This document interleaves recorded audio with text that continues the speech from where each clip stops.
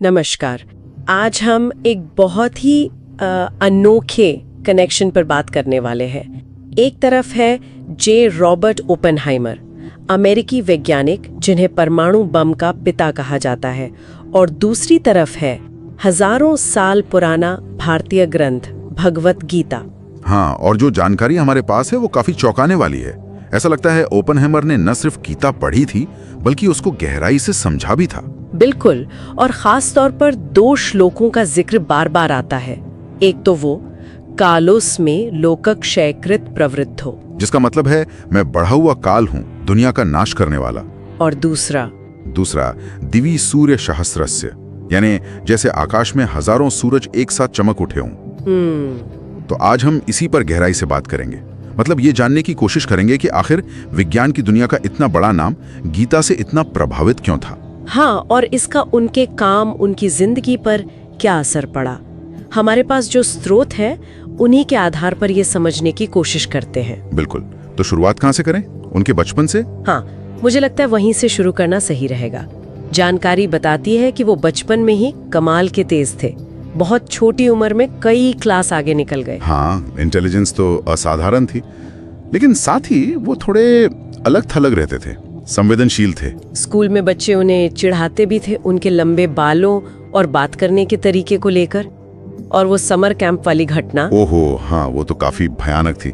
कुछ लड़कों ने उन्हें रात भर के लिए आइस हाउस में बंद कर दिया था, ठंड में। सोचिए।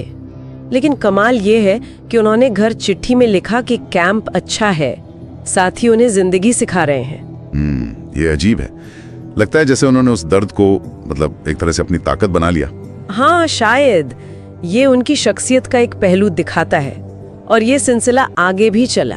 बिल्कुल, हार्वर्ड और कैम्ब्रिज जैसी टॉप जगहों पर पढ़े, लेकिन फिर भी अपने काम से पूरी तरह खुश नहीं थे। जे थॉमसन के साथ भी उन्हें वो काम करना पड़ा जिसमें मजा नहीं आ रहा था। हाँ, और यहीं पर कुछ लोग गीता के 18वें अध्याय के उस श्लोक का जिक्र करते हैं, श्रेयान स्वधर्म विगुणः। अच्छा, उसका क्या मतलब है यहाँ? उसका भाव ये है कि अपना स्वाभाविक काम, अपनी ड्यूटी, भले ही वो परफेक्ट ना हो, वो किसी दूसरे के शानदार काम से बेहतर है। तो क्या ओपेनहाइमर ने इसे अपनाया? ऐसा लगता है। मतलब जो काम मिला है उसे करो, भले ही मन न लगे, अपना धर्म निभाओ। और देखिए, इसी एटीट्यूड से उन्होंने बाद में ब्लैक होल के अस्तित्व की भविष्यवाणी की, आइंस्टीन की थ्योरी पर आधारित, जिसे तब कई लोग मान नहीं रहे थे। कमाल है। लेकिन दिमागी तौर पर वो काफी दबाव में रहे। कुछ रिपोर्ट्स तो कहती हैं कि बचपन के हादसों और करियर की निराशाओं से उन्हें मानसिक दिक्कतें भी हुई। हाँ, डिमेंशिया प्रेकॉक्स जैसा कुछ बताया गया है। मतलब उन्हें शक होने लगता था कि लोग उनके दुश्मन हैं। इतनी मुश्किलों के बावजूद वो हाइजेनबर्ग और फर्मी जैसे बड़े वैज्ञानिकों के साथ काम करते रहे, और वो ओपेनहाइमर फिलिप्स प्रक्रिया वाली खोज, हाँ, वो न्यूक्लियर फिजिक्स के लिए बहुत जरूरी साबित हुई।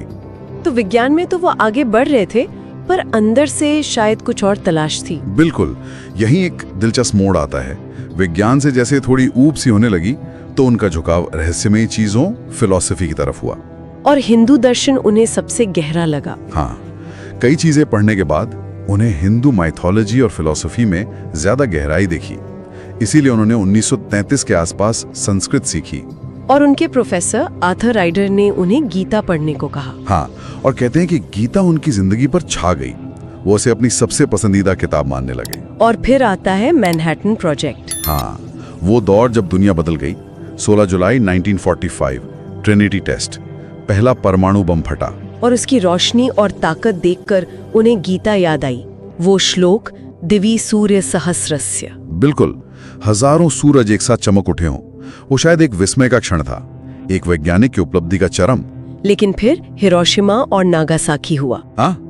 और उस भयानक तबाही के बाद उन्हें गीता का एक और श्लोक याद आया, उसी 11वें अध्याय का 32वां, कालो अस्मि लोकक्षय कृत प्रबुद्धो, मैं दुनिया का नाश करने वाला काल हूँ। शुरू में लोगों ने इसका गलत मतलब निकाला। उन्हें लगा कि ओपेनहाइमर खुद को भगवान या काल समझ रहे हैं। तो क्या वो ऐसा सोच रहे थे? उनका मतलब क्या था? उन्होंने बाद में एक इंटरव्यू में साफ किया। उन्होंने कहा कि जब सरकार ने हाइड्रोजन बम बनाने के लिए कहा और जापान के हमले का डर दिखाया, तो उन्हें कुरुक्षेत्र में खड़े अर्जुन की याद आई। अर्जुन की दुविधा, युद्ध करें या ना करें। हाँ, जैसे कृष्ण ने अर्जुन को समझाया कि युद्ध करना उसका धर्म है, उसकी ड्यूटी है, और नतीजा ईश्वर पर छोड़ दो। ओपेनहाइमर को लगा कि एक वैज्ञानिक के तौर पर बम बनाना शायद उनका धर्म था। चाहे नतीजा कितना भी भयानक क्यों ना हो। शायद यही उनकी सोच थी। ये उनका कर्तव्य था जिसे उन्हें निभाना था। तो ये जानकारी ओपेनहाइमर की एक बहुत ही जटिल, एक उलझी हुई तस्वीर सामने रखती है। बिल्कुल।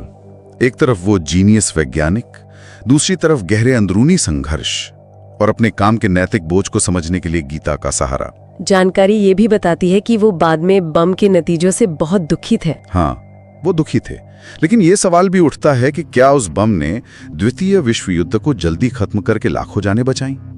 ये एक बहस का मुद्दा है। और ये हमें सोचने पर मजबूर करता है, जब किसी इंसान के हाथ में इतनी ताकत हो, विनाश करने की शक्ति, तो कर्तव्य या धर्म का विचार उसे कैसे गाइड कर सकता है? क्या ऐसा ज्ञान हमेशा रास्ता दिखाता है या कंफ्यूजन को और बढ़ा देता है? सही कहा। ये एक ऐसा सवाल है जिस पर शायद हमारे सुनने वाले भी सोच सकते हैं। ज्ञान का आखिर मतलब क्या है, खासकर ऐसी परिस्थितियों में?